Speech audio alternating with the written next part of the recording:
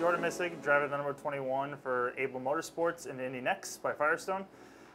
Started racing probably went a little bit later for myself, in the age of 18.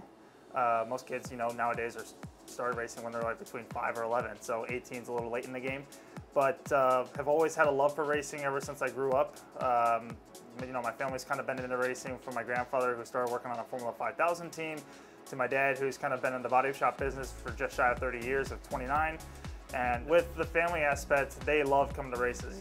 Like I mentioned, they were advocates of racing their entire life. And once I was born, they just kind of brought me into the fold and took me to all the races that they went to. So from there, it was just kind of me being attached to it all. And ever since now I've started racing, we've still kind of done the exact same thing of going to NASCAR races. It's been a family affair, camping out at all the race weekends that we go to, bring our bus and RV, except now we get to transition more to the driver's side. So instead of us being in the campgrounds like we always used to be, we're now sitting in the bus lot inside the track itself.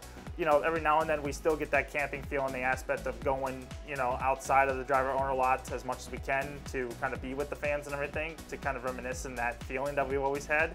But, now that we're inside the driver owner lot, being part of the racing action and being part of the show itself, we still treat it just like we're, together at the races that we used to be at for me growing up.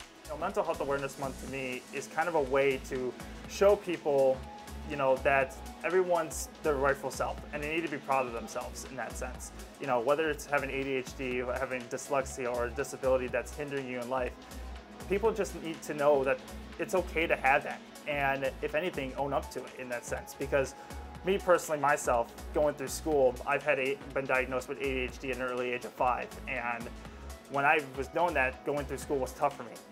Going to different classes, going to different settings to take tests, getting special treatment and all that when going through my school field. And with all that, people would question, why are you going? Why are you doing all this stuff? What's happening to you? Like, why are you leaving class early and everything? And, in middle school, I was afraid to answer that. I would always tell them, I had to go do something, or I had to go to, some special place, because, I was just afraid to say I wasn't normal like everybody else, or I wasn't able to take the normal classes or the normal aspects like everybody else was. So going into that frame of mind, it was kind of just, once I got to college, or high school and college, I kind of started to accept it a little bit more. The more I got older, the more I matured, the more I was starting to accept it. And I've had to explain to people what I was actually going through, and eventually they understood. And eventually they understand what I was going through, what my position was. And then eventually they came to, how can I help? How can I help you out? Or how can we work together to make this better? And that's when you start to see the pieces kind of come together, that, people are here to help.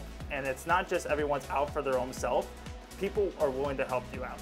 And if you just are able to talk, able to open up your mind a little bit, able to explain to people, hey, this is what I'm going through, this is what my troubles are, I'm having trouble with this.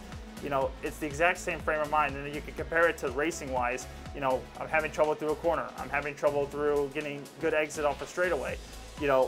Sharing data and also talking with people, the drivers, they're willing to help you out to the extent that they can, to their capabilities. Everyone in the rightful mind is always on the shoulders and wanting to help you out.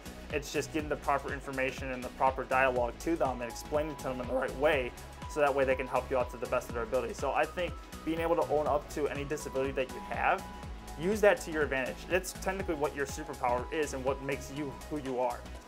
It's important to keep talking about mental health, only because this is something that's not going to go away, and we want it to. It's talking through your problems. It's talking about what you're going through, what you're feeling. And when you do that, you're able to kind of exploit different options, you're able to exploit different avenues, and you're able to get the right answers you need in order to succeed in life, and be able to take that to the next level and live the best life you possibly can.